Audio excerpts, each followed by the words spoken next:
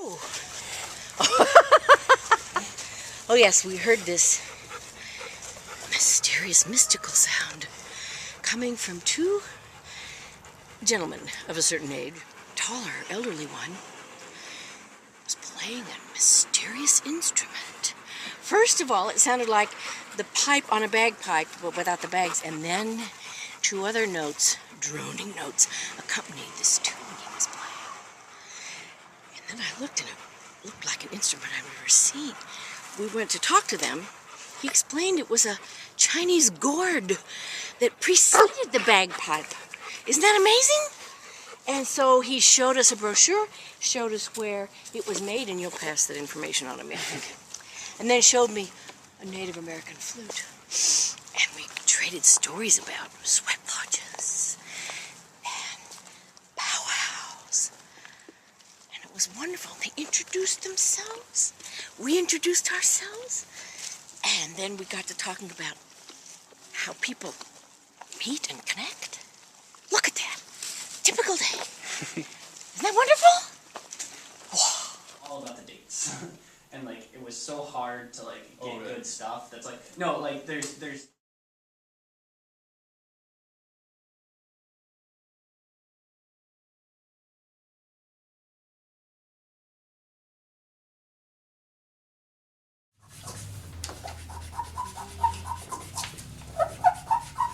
Write 7 adjectives that you would use to describe the Hamline-Midway neighborhood.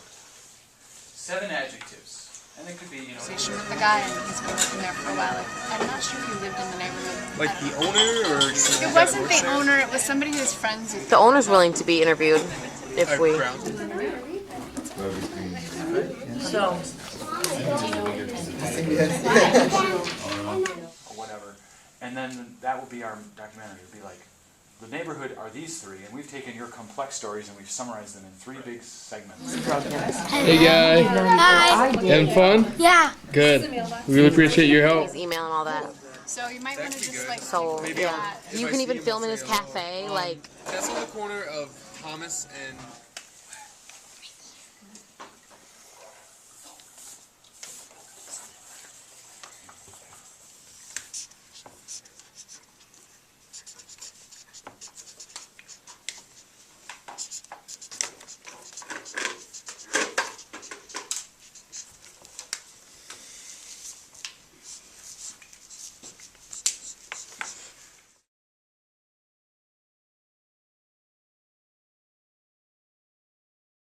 And across the street is the field, and this is a huge place for my family. A lot of the neighbor kids come, a bunch of neighbors with dogs come. Feels like it's a gathering place. Here, this is just a block from my house, is Dreamland Art Center. And I attend a meetup group here. They have theater productions throughout the year. Still, I used to come down here a lot. This part, I used to go to Geeko's, whatever the coffee shop, a lot. I used to live in the top floor of that building. We're at the second park, within a stone's throw of my house. Megan, we gotta get your ball. Where's your ball? Did you lose your field? Oh, goodness sakes. You little doggy. So over here is our community garden, and it's not much to look at right now, but by the end of summer it will be just an unbelievable bounty of plants and growing things. Here's a turf club. And there's just like random places. And here's the Love Doctor. Yeah. Here's on. Really, pretty much all of university. I'm just like, there's so much stuff, and you never know what you're gonna find.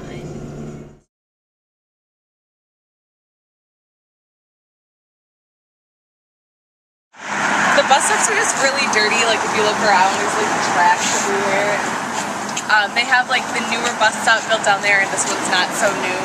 And so I don't know. I feel like I don't really like to be in it as much because it's not as new. And my intention was to have them kind of on the sidewalks because that is where we just gather. I feel like we'll be out, raking, and all of a sudden, you know, like people from everywhere will just come, just because so we just end up all singing and talking, and I love that. I just think that these front yards are a great place of community.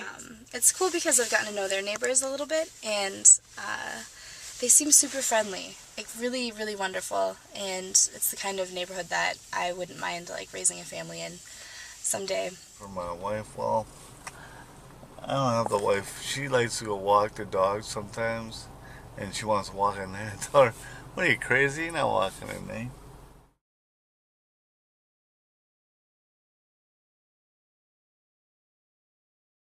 What's happening right now is it's very much in transition where the owners don't really want to put too much money into it because it could change to something else, and so you can kind of see where some of the siding is kind of flapping in the wind and some of it's falling off, and so it looks ugly now because they don't want to put money into it right now. Right, and so it's that it could look really nice, but it just doesn't right now because it's in transition. I use the word temporary also because, again, this isn't, it's not like a permanent loan for me or anything like that.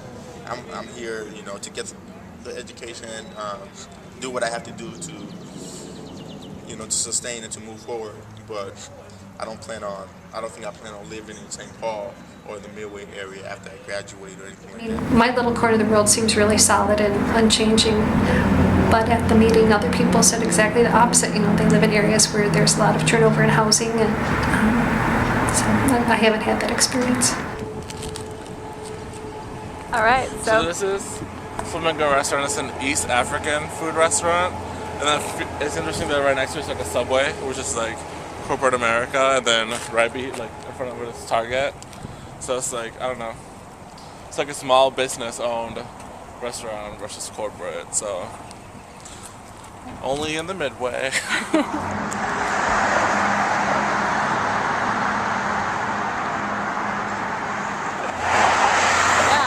It's just really shabby, and like the side of it is rusty, and I keep waiting for the day when they're going to make a new one, you know, like, because it feels like a lot of things in the city are getting renewed, but then we have this old ass sign that it's cool, I like it, it's a part of history, but then I don't like it because it's not aesthetically pleasing. This is where I like to be, and as you can see, it's just huge, and I really enjoy the people that I run into here. I don't necessarily talk to everyone, but because I get shy. But it's just a really nice place for a lot of different people to come. It's really cool because I feel like you just get a feel for the people that live in your neighborhood by who comes here, and like there's a lot of young families, but there's just like people hanging out too, so it's really cool. Okay, this is Kim's Market. This is probably a show of you know those question marks that we put on our maps?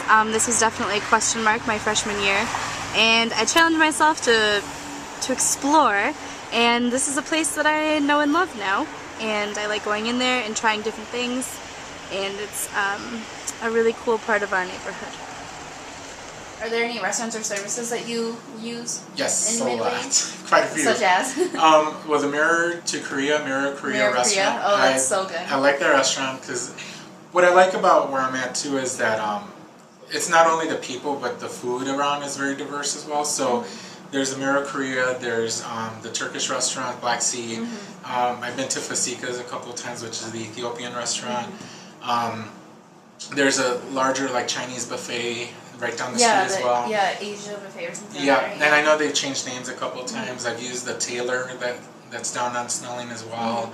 So, you know, I just there's a lot that's really easily accessible. I think of like when I say shady and beat down, I'm mostly thinking of there's like a parking lot with like McDonald's and a bank that I don't know the name of, and like Big Top Liquors and whatever, and like that bus stop that's right there. I think that's what flashes in my mind when I think of shady and beat down. It's just like such a big open space, and there are like buildings that are not being used, and just a lot of kind of interesting characters hanging out over there. Okay, so this is Snelling Avenue, and right there is one of the mosaic flower pots that I think is really cool and represents a lot of connectedness and community-oriented nature of our community, as well as the colorful aspect.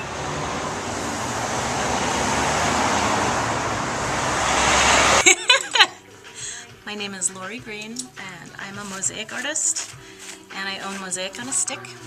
My business is 8 years old, and I've lived in the Hamline-Midway neighborhood for 6 years. I decided I had to move to this neighborhood after having my business here for 2 years, and I realized what a great neighborhood it was, and what a great place for my kids to grow up in.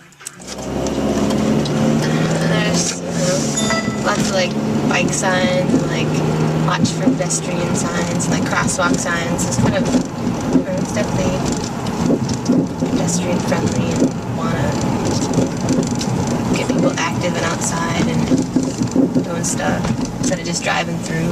Yeah, I used family friendly and just friendly, but I do think that the places I guess I identified as family friendly are places where I, either my family has friends who we go and visit there, or they're businesses, or like I said, those green spaces, that are great to take your kids and play. And there are quite a lot of them in the neighborhood. What do you mean by non-judgmental? It just feels like people here just accept you for absolutely who you are. There's no impressing, there's no upping. I have my middle son's got some special needs, and I am sure my family is very loud, and he screams and has fits, and you just feel people just embrace you as you are. We do sort of have a Hamline-Midway identity of sorts, but it's more driven by the fact that I know a lot of people. It was crucial to me when I moved to the cities that I would find some place to live that felt a bit more like a community that I could call my own, aside from the place where I happen to work.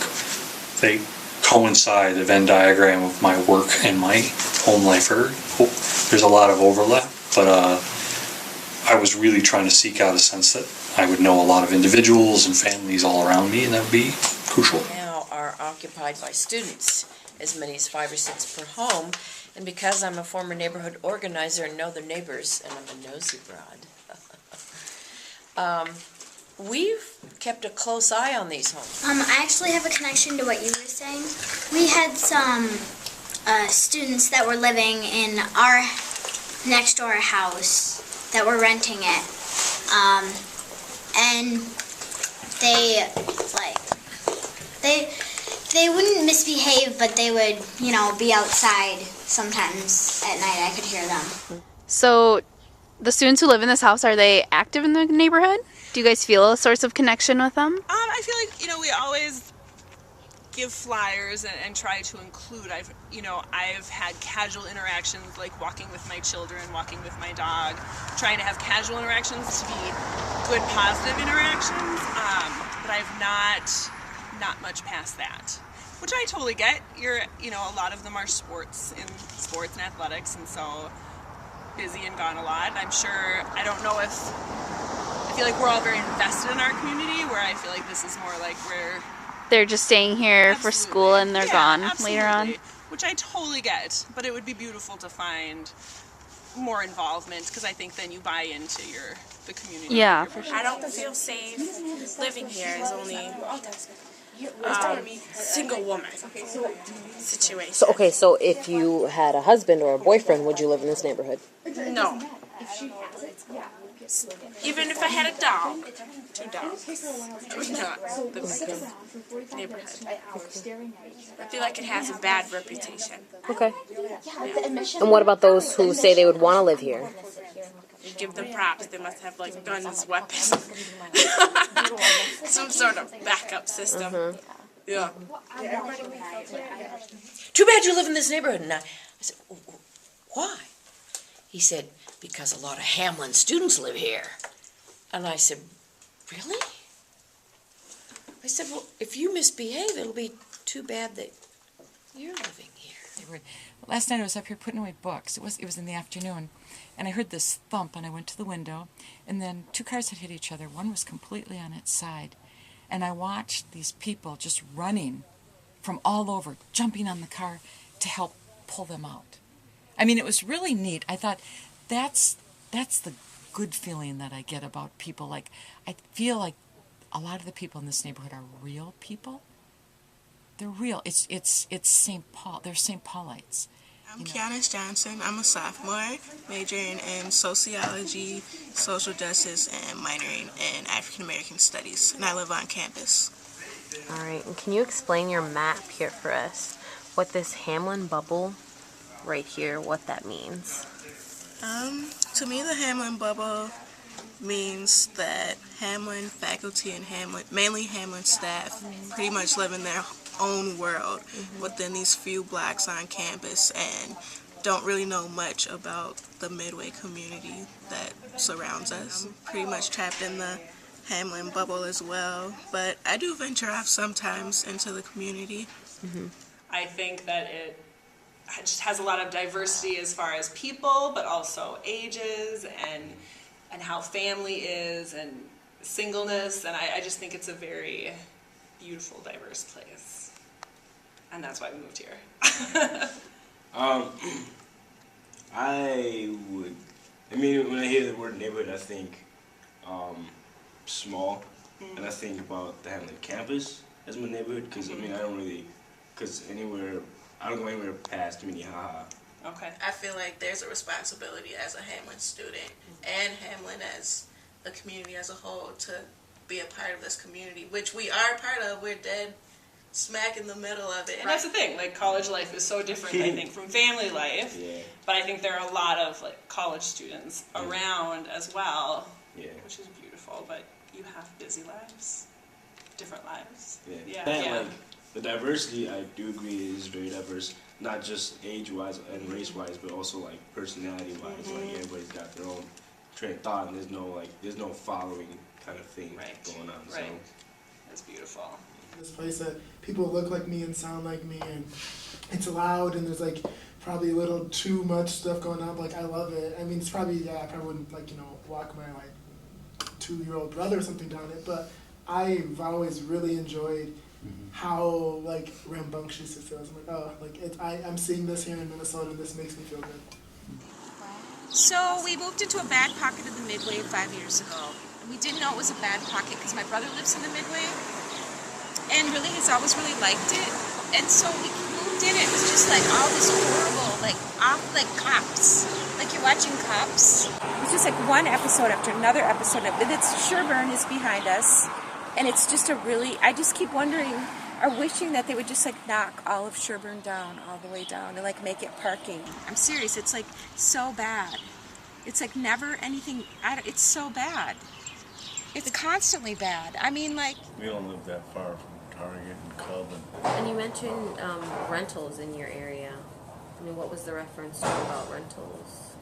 Well, it seems like the rental property behind us has been people coming and going all the time. And some families are pretty nice, and I get to know their kids, and it's pretty nice, and then boom, they're gone. So, and that's kind of too bad. We've had quite a bit of police action in our alley, and one guy was molesting children or something like that, and the cops got after him. I don't feel threatened walking down Snelling or walking across University or something. Actually, this year I felt more scared to just walk on Hamlin's campus because we had a few muggings and stick-ups there where people got robbed and somebody even got beat up. And it's like in this bubble you'd expect that you'd be safe and that on campus these things wouldn't happen. My name is Javier Gutierrez, and I work here at Hamline University. I'm the Director of Residential Life. And I live on Minnehaha, right behind the Hamlin Apartments, so in the neighborhood area. I think a lot of times when students initially move here, and especially if they're not from a big city, they feel a little uncomfortable just because other campuses may have gates around it, or they might have bigger blocks and it's not intertwined with the neighborhood, that they feel a little nervous coming through here. I think after a while they find that, oh, okay, it's not so bad. We're not perfect in the neighborhood. I know crimes do happen. I know we've had thefts and things, but... I mean, we've gotten broken into a couple times, and not our house, like our garage. And there's been, like a neighbor got beat up pretty bad across the street late at night. You know, there's been a lot of break-ins this summer. This summer was hard. A lot of people were being broken into, and at night when people were home, kids at home. So that, I feel like that always kind of got everyone on edge a little bit. But, I mean, I feel very safe in my community, but I think it's part outlook too, and being proactive in the choices you make, you know, to try to make your family safe. And but so that's been at least my personal experience with it. And earlier you said that when you walk and when you go places around the neighborhood, you never have felt safety was an issue at all. It's never been an issue for me. And so, I mean, that said, there have been incidents. Sure. Don't get me wrong. Sure. There was a shooting from across the street a month before I bought the house. Okay. You know, it happened. These things happen everywhere, and it did not deter me from buying the house. It was a freak situation. It just, Like me, I mean, it's not that I'm not ever nervous walking around anywhere by myself, but I know not to keep my headphones both on when I'm walking alone. I know not to, like, you know, walk around with my iPad, you know, because people are like, ooh, opportunity, you know? Yeah. But like on the other hand, like that's the negative, blah, blah, blah. But then on the other hand, you know, I see like so much potential in this neighborhood. And like I'm so excited about Wilders, like making a huge inner city park. And it's just like getting people to embrace any sort of change is really hard in St. Paul, you know? So like when I walk, and I do walk every street of the Midway, I've got the dogs, I've walked every, you know, I see more little kids, I see more young families, and that makes me really happy. Like I feel like, you know, because that's what makes it a strong neighborhood is the sense of family and I like to know my neighbors, so I want to find out who they are. and so you bring up an interesting point, Dan, living next to people and knowing them and having actual personal contact and that sort of thing. You gotta talk to them. And people, sometimes they go home from work, they get in their house and they're sealed off from the rest of the world, it seems like. And they got the air conditioner going. Used to be, you had the windows open. I mean, and if you want to cool down, you took a walk around the block. It seems like, you know, you talk to people. But Helpful. You plant flowers like we did, though. I was going to say that to begin with, people would sit on them, they'd pull them up and stuff. But you know, if you keep planting them, the majority of people really enjoy the flowers. The majority that walk by. And that makes them feel better. And when I've been out there planting or pulling weeds or whatever I'm doing out there, it puts me outside instead of in here. And there's so many people that will come by and say, thanks for doing this, or when I'm out there in the neighborhood and I see someone, whether I know them or not, like shake my head or just say hi, and I keep walking. You know, it shows that you acknowledge them, and it keeps people from maybe wanting to do harm or do something to you because they're like, oh, you saw me, you noticed me. She said, yeah, that's why we've put up fences to keep all of that, to make sure we have our property is kept safe adjacent to that. And I thought, wow, well now there's an answer to a problem with the neighborhood. Just go ahead and fence yourself in so you don't have to interact with anybody or worry about anything anymore. You know, why not just go move to a gated community in that case? You know, So what I'm hearing you say, Kat, is that you, for your own house in your own yard, you don't want fences. I mean, you do have a gate in the front, or I have, a low that fence, was here, the wire. The chain link fence right. was here when I moved in. And I'm glad that it's so low and that it's just a chain link fence. Sure. You know, if it was a big, tall privacy fence, I'd feel really closed in and isolated. I don't like feeling that way. I can't. Seen it. We live right on Pascal and Blair, and there's Juan's Auto Repair, which is always very busy, but there's this little place called Inspirational Books and Things, and it's like on the second floor, and it seems kind of sketchy. But he's always out on the front selling stuff, and I'm always like, I don't know, I'd always love to know the stories of why people are there. It seems like, I think it's a community where there's a lot of little places that often go under, but each of those are just a little investment in the community. I need to explore Midway more. Like, I don't know where Kim's is. Like, I've never been in, like, any of these places. It always looks like somewhere I'd want to, and I just don't. Why don't you? I don't know. Usually I'm driving, and I'm always like, where would I park? Like just dumb things like that. I don't know. I did the same thing for Fasika. I did Fasika too. Thought it looked like a really cool place, but I've just never been in there. And why haven't you ever been in there? I don't know. Well, for one thing, I'm not sure what kind of food they have. So I need to find someone else who's feeling adventurous to go with me. And explore it. You know, when I first got here, I drove around a lot to get to know the area, but then I could walk around a little bit more and, you know, take advantage of it when they see you in the park playing basketball or walking in the park areas. You get to know more people and you start watching out for each other too. Yeah, it's very true. It's a pretty house, but it's way above the road. And they don't mingle with anybody in the neighborhood, and I'm curious. I'd love to be a fly. You can just see the inside of the house.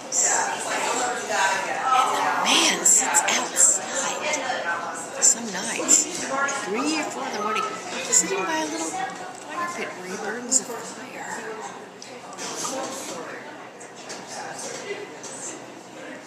I'd like to know more about it. Curious. Is like, I love St. Paul and I love the Midway. It's a good place to live. Thank you. Oh, thank you. Thank you. Thank you so much. Thank you guys. Thank you guys. Thank you.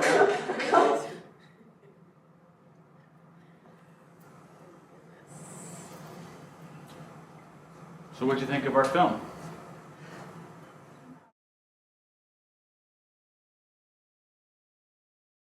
I'm kind of amazed that we actually pulled it off. Like when I think of like all of the times that David was over at my house working until midnight, and I was like, David, I need sleep. But go away. Yeah, like just leave. But it was definitely worth it. It was a ton of work. Yeah, it's a different type of work that I've never had to do before. I'm like, oh, you know, just some filming and whatever. It's like writing a paper. No, it's not. It's like rewatching 2 hours worth and then deciding what you want to keep and then rewatching that. And you end up keeping like 26 seconds or something. Like.